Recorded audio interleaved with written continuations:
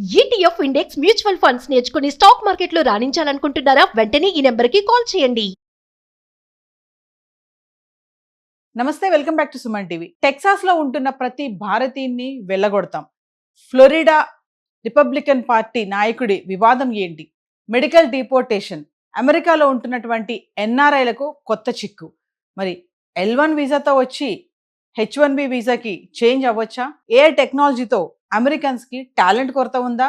H1B visa fee పెంచిన తగ్గని demand, USA versus Indians. మరి వీటన్నిటిపైన ఒక క్లారిటీ ఇవ్వడానికి ఈరోజు మనతో పాటు ఉన్నారు special guest, founder and chairman of global Telangana association నుంచి విశ్వేశ్వర రెడ్డి గారు. నమస్తే సార్. నమస్కారం సార్, H1B వీసా ఫీజు ఎప్పుడైతే $1,00,000 అయ్యిందో అప్పటి నుంచి కొంతమందికి అయితే ఇబ్బందులు ఎదురవుతున్నాయి. మరి ఒకసారి L1 తో వచ్చిన వాళ్ళు కూడా H1B కూడా మారొచ్చు అని చెప్పేసి అంటున్నారు.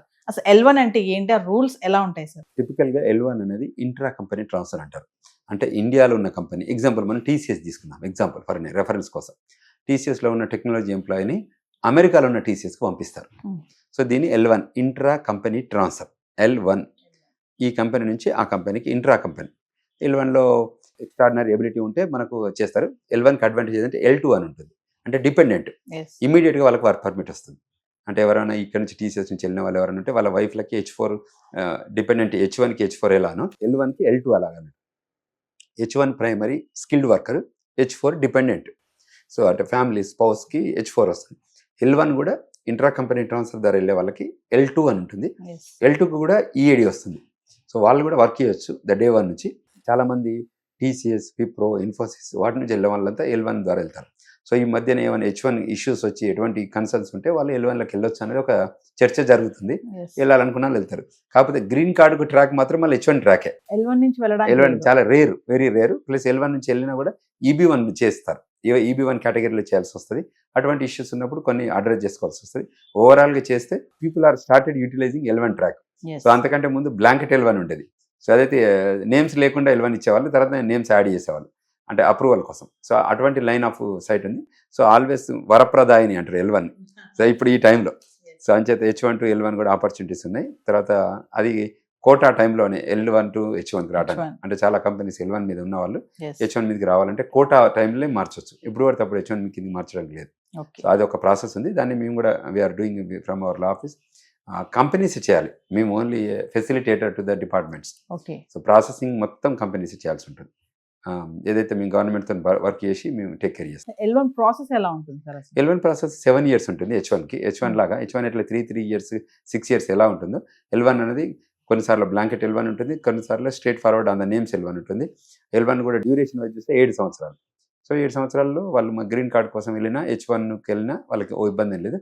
సో అక్కడ there lot of people are settling with their own green cards or visa types. అంటే L1 నుంచి H1కి వెళ్ళొచ్చు, కానీ గ్రీన్ కార్డ్ కావాలంటే ఖచ్చితంగా మళ్ళీ H1 నుంచి రావాలి. కరెక్ట్, అంతే కదా సార్? కరెక్ట్. ఇప్పుడు ఈ లాటరీ సిస్టమ్ కూడా L1 వీసాకు ఉండదు అంటున్నారు. Lottery only H1Bకి, only H1B. L1 కి అయితే ఉండదు. L1 intra company, company to company transfer కదా. ఇప్పుడు H1B వీసా కావాలనుకున్న వాళ్ళు త్రూ L1 ద్వారా వచ్చే ఛాన్స్ అయితే ఉన్నాయి. L1 మీద లోపల కంట్రీలోకి ఎంటర్ అయిన వాళ్ళకి, తర్వాత కంట్రీ లోపల ఉన్నప్పుడు కూడా మేము H1 చేసాం చాలా మంది. ఓకే, చేంజ్ ఆఫ్ స్టేటస్ అంటారు దాన్ని. చేస్తే వాళ్ళకి H1 వచ్చింది. అచ్చా, అంటే ఎలాంటి వాళ్ళు దీన్ని మార్చుకోవచ్చు సార్? ఎట్లా? ఓన్లీ కంపెనీస్ ఉండాలి. Okay, intra company transfer L1 programme లో TCS, విప్రో, ఇన్ఫోసిస్ అనేది టాప్ నాచ్ కంపెనీస్. అందులో ఉన్న రిసోర్సెస్ అమెరికాకి వెళ్తారు కదా, ఆ ట్రైనింగ్ వెళ్ళేటప్పుడు వీళ్ళు వాడుతుంటారు, ఆ ఎంప్లాయ్మెంట్ అయ్యేటప్పుడు ఇది వాడతారు. సో ఇంకా లాంగ్ ఎక్స్టెండెడ్ కావాలంటే అప్పుడు మిగతా వీసా చేయాల్సి వస్తుంది. ఇప్పుడు L1, L2, H1B visa, EB5 ఇవన్నీ చాలా ఉన్నాయి కదా సార్ రకాలు వీసాస్ లో. అంటే అసలు ఏంటి సార్ ఒకసారి చెప్తారా వాటి గురించి? ఏంటంటే టిపికల్ గా ఆల్ఫాబెటికల్ లెటర్లు A to Z ని Z అంటాం అమెరికాలో.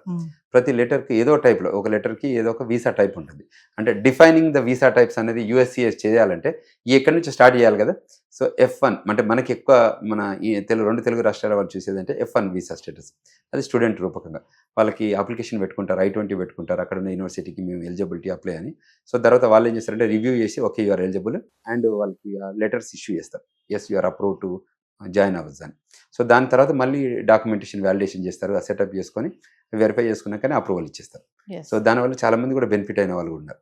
ఎవరైతే ఇండియా వస్తారో సార్, ఇప్పుడు H1B visa interview post phone చేస్తున్నారు కదా, మరి వచ్చిన వాళ్ళు మళ్ళీ తిరిగి వెళ్ళాలి అంటే ఎలా? మరి ఇప్పుడు వీసా వచ్చే వరకు వెయిట్ చేయాలి, ఇంకా అక్కడ అయిపోవాల్సిందే, స్ట్రక్అప్ కావాలి. అందుకోసం మేము చాలా కేర్ఫుల్గా అందరికి విజ్ఞప్తి చేసేది అంటే మీరు ఎవ్వరు కూడా కంట్రీ దాటి బయటికి రాకండి. కంట్రీ దాటి బయటకు వచ్చాక మళ్ళీ మంచి పార్టీలు చేసుకోవచ్చు, కానీ ముందే ఈ స్ట్రెస్లో ఉన్నప్పుడు వచ్చి వెడ్డింగ్స్ అని అదని చెప్పేసి ఇక్కడ వచ్చి ఇరుక్కపోయి పేరెంట్స్ని బాధ పెట్టి వాళ్ళు బాధపడి ఇట్లా చాలా మంది నాకు 10 కేసులు వచ్చాయి ఇక్కడ హైదరాబాద్లో స్టక్ అయిపోయి ఇక్కడ ఉన్నారు పాపం.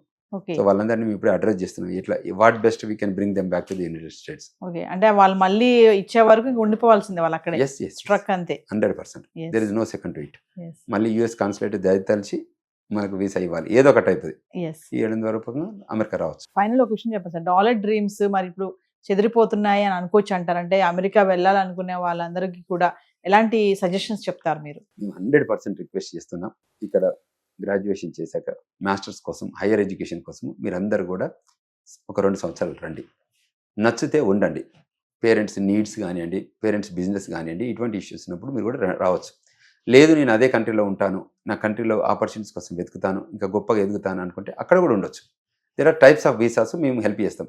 ఈ లెటర్స్లో F1 అయితే స్టూడెంట్స్, H1B అయితే స్కిల్డ్ వర్కరు, తర్వాత H4 అంటే డిపెండెన్సీ, ఇప్పుడు B1కి B2 ఎట్లనో L1కి అట్లా L2, తర్వాత అట్లే O1 O2 ఉంటుంది, తర్వాత EB5 ప్రోగ్రామ్ ఉంటుంది, తర్వాత H1Bలో ఇంకా స్కిల్డ్ లేబర్లో ఉన్న డిఫరెంట్ టైప్స్ ఉంటాయి, ఒకేషనల్ ట్రైనింగ్ ఉంటుంది M3లో, అట్లా M వీసా టైప్స్, అంటే లెటర్ ట్రాక్ వైజ్ ఒక్కొక్క వీసా ఉంటుంది.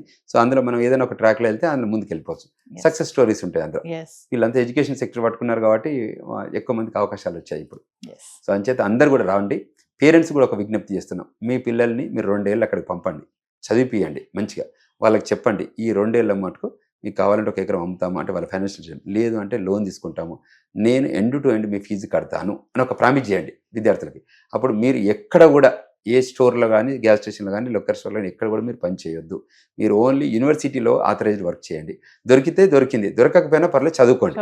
ఫోకస్ ఆన్ ఎడ్యుకేషన్, పోయిన పర్పస్ అది. ఇది కాకుండా నేను స్టోర్లలో పని చేస్తా, గ్యాస్ స్టేషన్ పని చేస్తా, గ్రోసరీ పని చేస్తా, డబ్బు అక్కడే తీసుకొని అక్కడే ఫీజు కడతా అంటే అమెరికా డిజిటల్ ఏజ్లో మొత్తం ట్రాక్ చేస్తుంది. వాళ్ళు ఐడెంటిఫై చేస్తే మనం వయలేట్ చేస్తున్నామని, లేకపోతే మనం చేసే యాక్షన్స్ని బట్టి చేస్తే వాళ్ళు పోలీసు వాళ్ళని ఎంగేజ్ చేస్తారు. Okay, thank you very much.